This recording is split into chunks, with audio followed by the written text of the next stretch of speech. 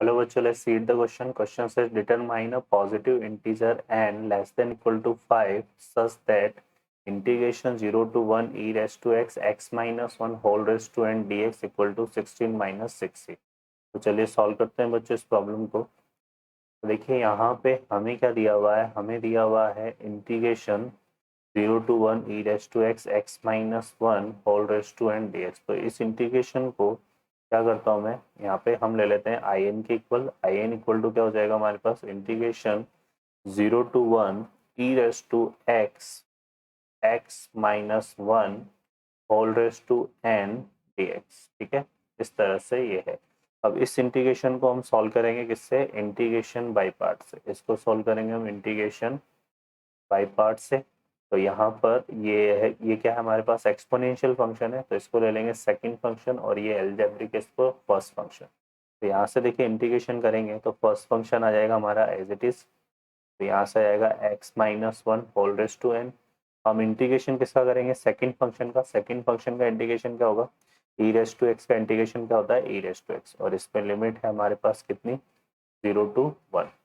फिर यहाँ पे आ जाएगा माइनस, और फिर यहाँ पे हम क्या करेंगे, इंटीग्रेशन 0 to 1, और इसका फर्स्ट फंक्शन का क्या होगा, डिफरेंशिएशन। तो ये हो जाएगा n into x minus 1 whole raised to n minus 1, और e रेस टू एक्स का इंटीग्रेशन करेंगे तो वो हो जाएगा e रेस टू एक्स, और फिर जो रिजल्ट आएगा उस पूरे का हमें क्या करना होता है, इंटीग्रेशन। तो ये हो गया हमारा इंटीग्रेशन। ठीक है, ये किसके इक्वल चल रहा है, आई एन के इक्वल। क्लियर है। फर्दर देखेंगे यहाँ से तो लिमिट अप्लाई कर देते हैं, तो ये कितना हो जाएगा, 1 माइनस 1 यहाँ पे 0 हो जाएगा। तो यह आ जाएगा 0 माइनस, और 0 अप्लाई करेंगे तो यहाँ से आएगा माइनस 1 रेस टू एन, और ई रेस टू 0 कितना हो गया, 1। तो ये आ जाएगा। फिर यहाँ पे आ जाएगा माइनस, और ये जो पूरा रिजल्ट है, जैसे ये n था तो यहाँ पे आ रहा है x minus whole raise to N.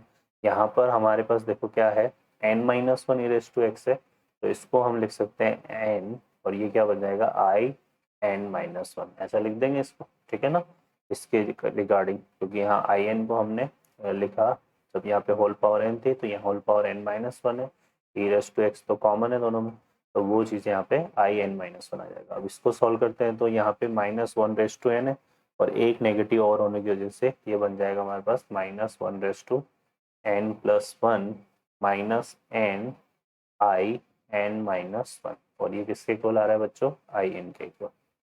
Clear है। अब यहाँ से देखें हम क्या करते हैं, अब हम यहाँ पर क्या निकालते हैं, आई टू हम निकालेंगे। तो आई टू हमारे पास क्या बनेगा, माइनस 1 रेस टू 2 प्लस 1 हो जाएगा। 2 प्लस 1 कितना हो गया, 3, और माइनस यहाँ पे n की वैल्यू 2, और यहाँ पे 2 माइनस 1, तो ये बनेगा i1।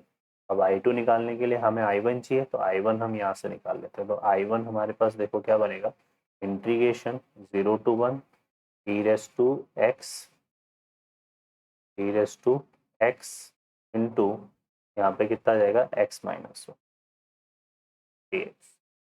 क्लियर।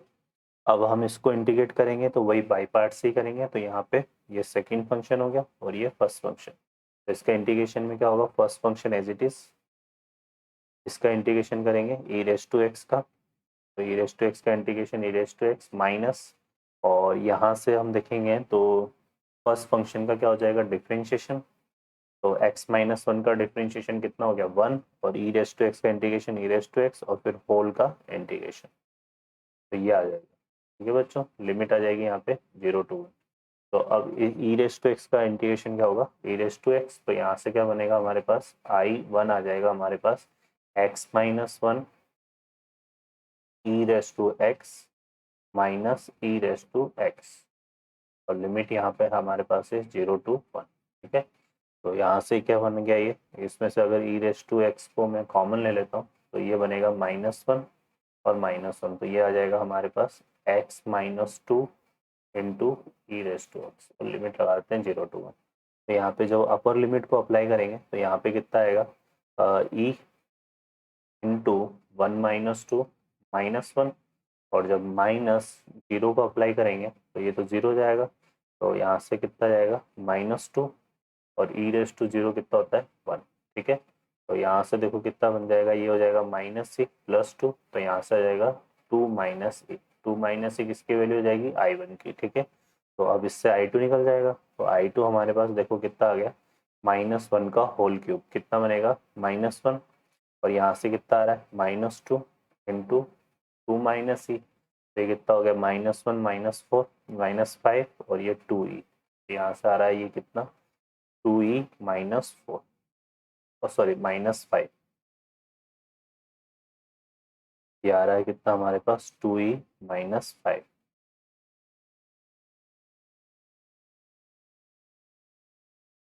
-4 -1 -5, ठीक है बच्चों। अब हम इसी तरह से क्या फाइंड करेंगे, I3 पर चलते हैं। तो I3 देखें, हमें तब तक निकालना है जब तक कि हमारे पास ये वैल्यू ना आ जाए, ठीक है ना। तो I3 हमें निकालना है, तो I3 देखो कितना आ जाएगा, यहाँ से इसी में पुट करते हैं, तो -1 होल रेज टू, ये कितना हो जाएगा 3 + 1 4, माइनस ये आ जाएगा कितना 3, और I, और ये कितना हो जाएगा 3 - 1 मतलब I2।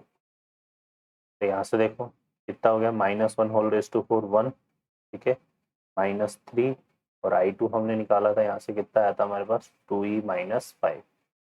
इसको सॉल्व कर लेते हैं, तो ये कितना हो गया 1, ये बन जाएगा कितना -6e, और ये 3 5 जा 15, सो +15, तो ये आ रहा है हमारा कितना 16 - 6e।